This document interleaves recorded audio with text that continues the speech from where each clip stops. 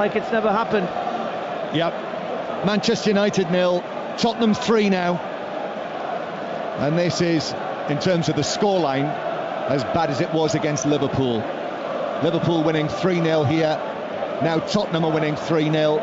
And Manchester United are heading to a third Premier League defeat of the season. 3 defeats out of 6 matches played. And Erik ten Hag, the rain is pouring on his head. And it feels almost metaphorical. Kulusevski playing it back to Bentancur, who goes back towards the halfway line. Dragusin is going to come on as well for Tottenham very shortly. Van de Ven is going to be substituted as Ange Postecoglou, I guess, thinks about the various commitments that Tottenham have got now with those Europa League matches that came in Hungary against Ferencváros on Thursday night. And I think Manchester United's hopes of perhaps managing to scramble and scrape their way out of this with something are now over with that Dominic Solanke goal. And also for him personally to score in front of the England interim manager. Harry Kane has got an injury, so we'll have to see how he is and whether he's going to be able to come to Birmingham to play Aston Villa on Wednesday night. Picked up an ankle injury late on in the match against Bayer Leverkusen yesterday. Spence playing it forward down the left hand side, but the sliding challenge comes in from Mazraoui. In the end it came off Mikey Moore, who was the Tottenham man running through, and it's a goal kick to Manchester United with 10 minutes to play. So now Mickey van der Ven making way, but he's the man who set the tone, Leon, with that amazing run that opened up the match for Tottenham and set up the opening goal for Brennan Johnson. Yeah, I mean, wonderful play. Just the start his manager would have imagined. And yes, he's a very good defender, you know, without the ball, and defensively his pace at the back counts for an awful lot in covering his teammates. But what a drive to go forward. That's a couple of times now this season. He's picked the ball up and he's thought, you're not going to come close me down, I'm going to go create something. And he ran from his own half right to the byline, beaten several Manchester United players who will look and hang their heads in shame at the effort they put in to stop him. And it certainly got the opening goal and got Spurs up and running. As Manchester United man, is that Mason Mount, who has gone down on the halfway line, and after the problems he's had with injury, or just a bang on the head, maybe just caught as 2 players turned. It seems to be off the ball. Maybe just ran into someone and he's holding his head. So Mason Mount obviously will have to get the full inspection before we see if he's able to continue. So Manchester United 0, Tottenham 3. And just seeing it was an aerial challenge. It was Dragusin who's just come onto the field, who I think in heading the ball also headed Mason Mount. I think it might have been his arm. I don't think it was a bad challenge. Dragusin got up so high that with his arms at his side, I think the elbow or the forearm caught the back of the head of Mason Mount, and I think there is blood. So he certainly felt it straight away. Walked about 2 or 3 yards, Mason Mount, before he eventually sat down on the floor. Physios very quickly on the field, as you'd expect in the modern world with regards to head injuries. Yep, so we're going to have a lengthy stoppage here with 8 minutes to play.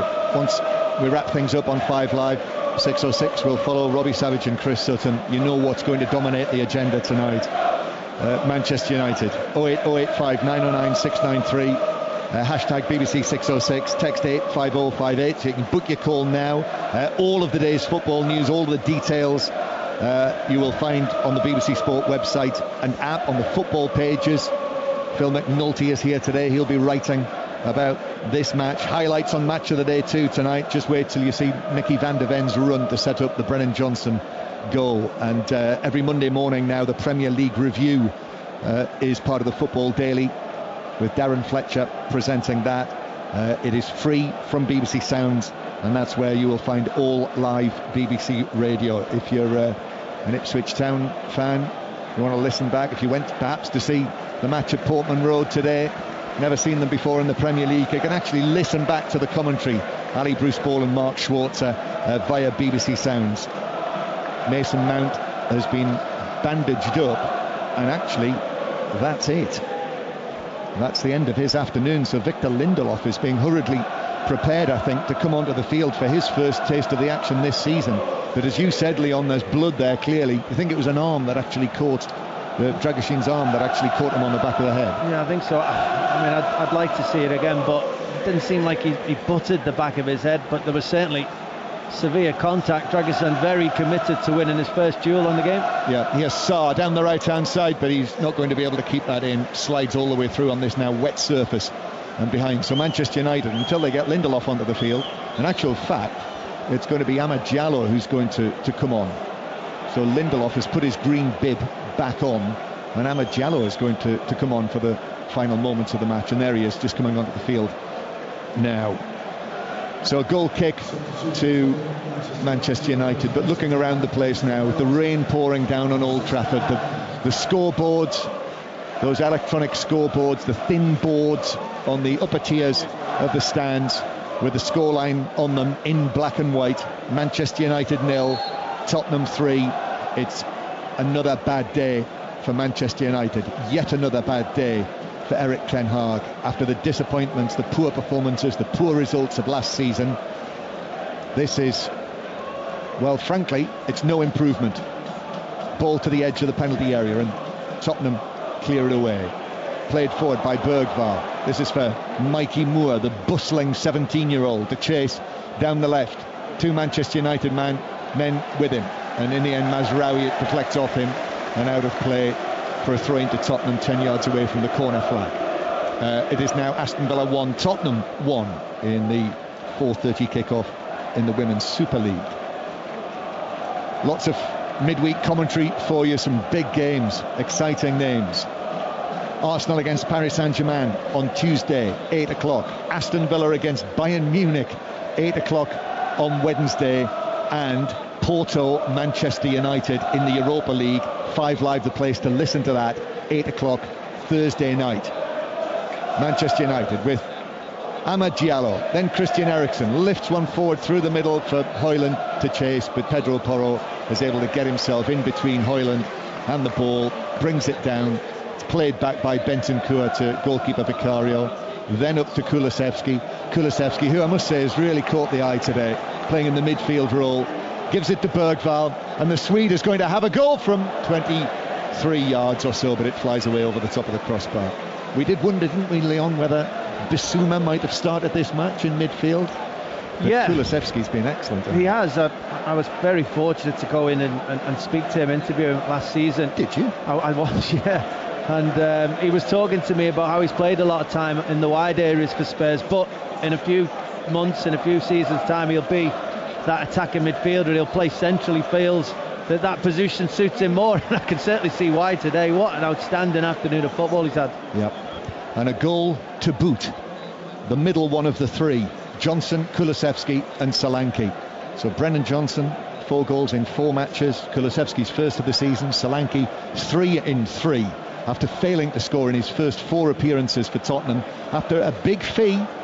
Could be up to £65 million, Dominic Solanke.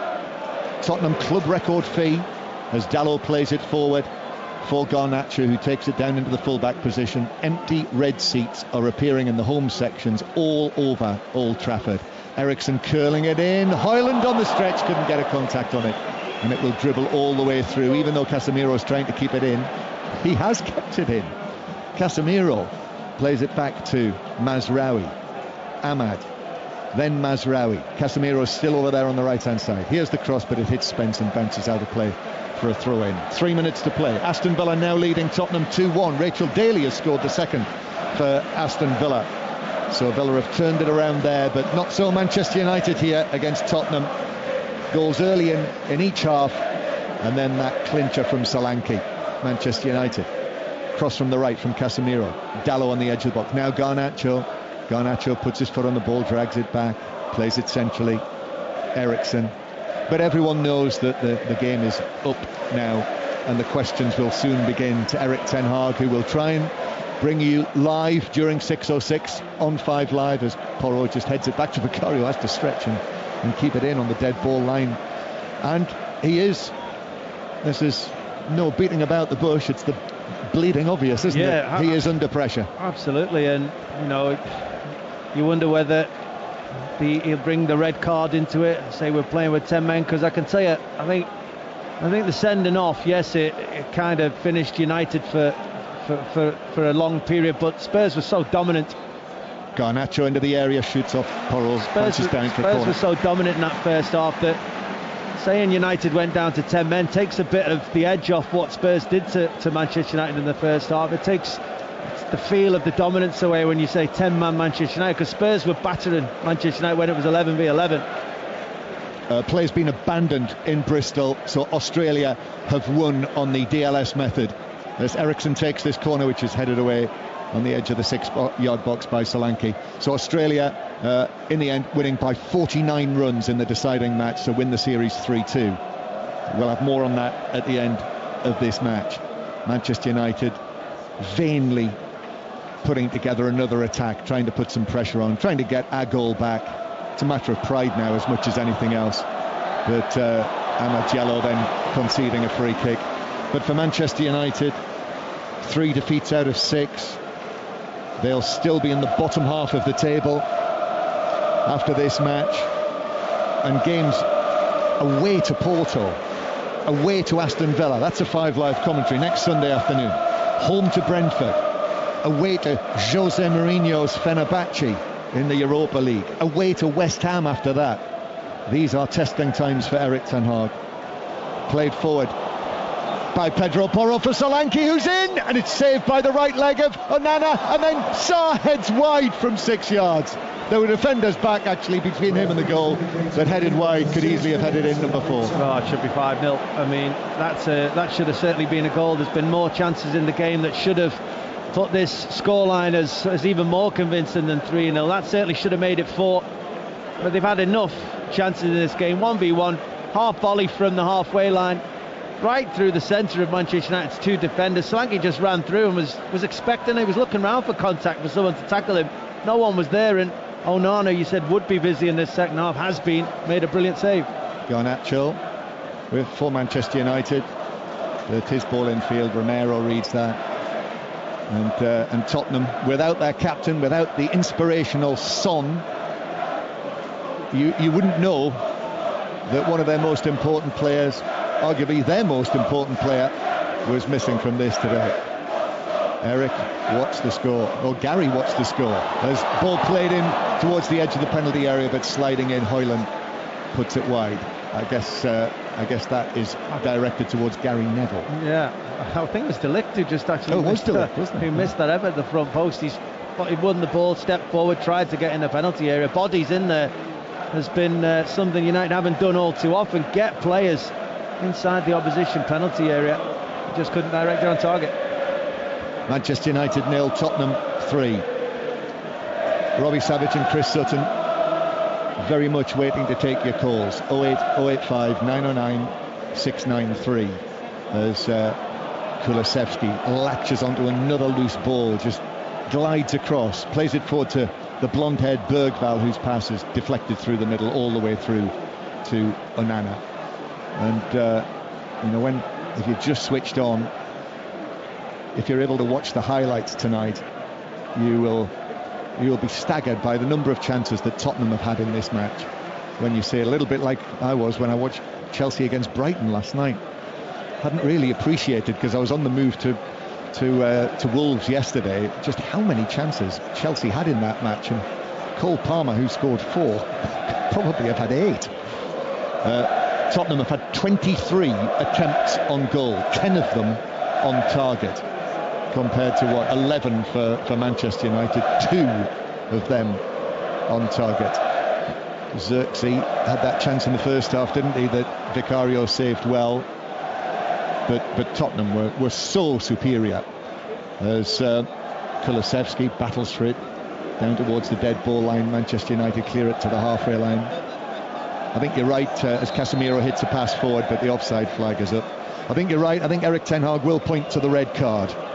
But I mean, by that stage, yes, it was only 1-0, but United had just been so far off it during the course of the first period that as the rain pours down on Erik ten Hag, and it's debatable anyway, isn't it, the red card?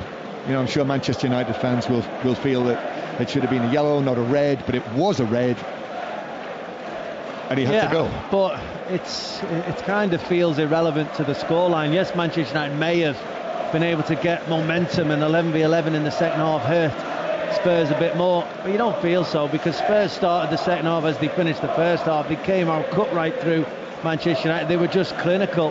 And if they'd have been more clinical in the first half, it could have been 3 or 4 at half time. It could have easily been many more on the scoreline come the end of it. It's been a game that we thought could go either way, but once it got going, there was only going to be one winner. Garnacho managed to get away from Porro, but Romero put in an excellent tackle, a real Christian Romero tackle. That one goes to ground and takes the ball, slides it out of play. Eriksen. So we've already had 4 minutes of the 6 of added time. Very soon Manchester United are going to be put out of their misery. Garnacho through to Amad Diallo. Amad finds Eriksen on the edge of the penalty area, bounces down. Tottenham are able to play it away up to Kulusevski, and it's put out of play by Diallo for a throw-in. Tottenham have equalised in the 6th minute of added time against Aston Villa in the Women's Super League. So it is now Aston Villa 2, Tottenham 2. Spurs fans in great voice to our right in their section in the corner, in between this stand and the east stand. They have thoroughly enjoyed this. It's the first win that Tottenham have had here since do you remember the 6-1? That was an extraordinary day back in 2020 when Son scored a couple of goals, Harry Kane scored a couple of goals.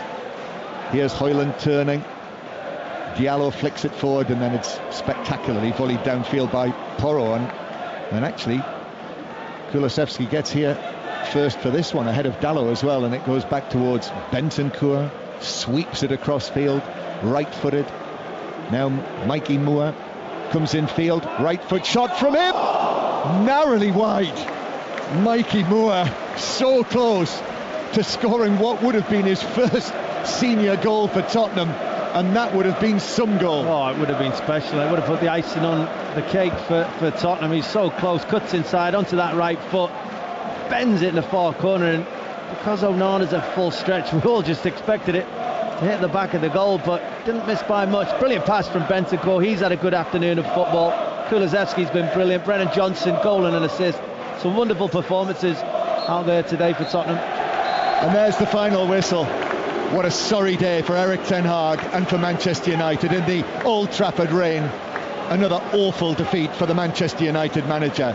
They lost 3-0 here to Liverpool, and now they've been beaten 3-0 by Tottenham. But 3-0 going on 5, 6, 7. Tottenham so dominant. And okay, Manchester United with the 10 men staged something of a comeback in the second half.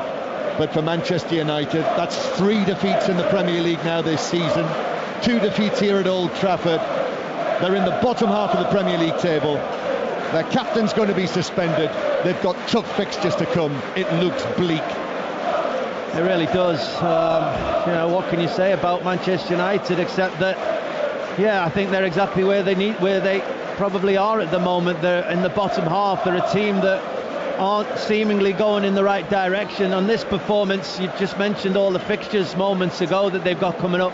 You can conceivably see them losing all of them if they're playing as they are today. So they've got to find something. They've got to be harder to play through. They've got to be harder to play against. Too easy, Tottenham found it to play right through the middle of the pitch, playing the ball whether they wanted to play short or long, going width to width. Spurs just dominated this Manchester United team in every possible way they could today, and this is here at Old Trafford. It shouldn't happen as easy as it did, and United need to find something. Well, the referee's leaving the field now. He's got a security presence. They're booing him, but I mean, if Manchester United fans are pointing towards that, and okay, Erik ten Hag I'm sure will pick that out, the red card for Bruno Fernandes, but listen, they've been outplayed today, and Erik ten Hag is taking the Manchester United players around the pitch and applauding the half-empty stands. I mean, I don't know what that is. Is that a show of defiance? Yeah, I think it's a thank you for those fans who have stayed with them, and there are a bunch of United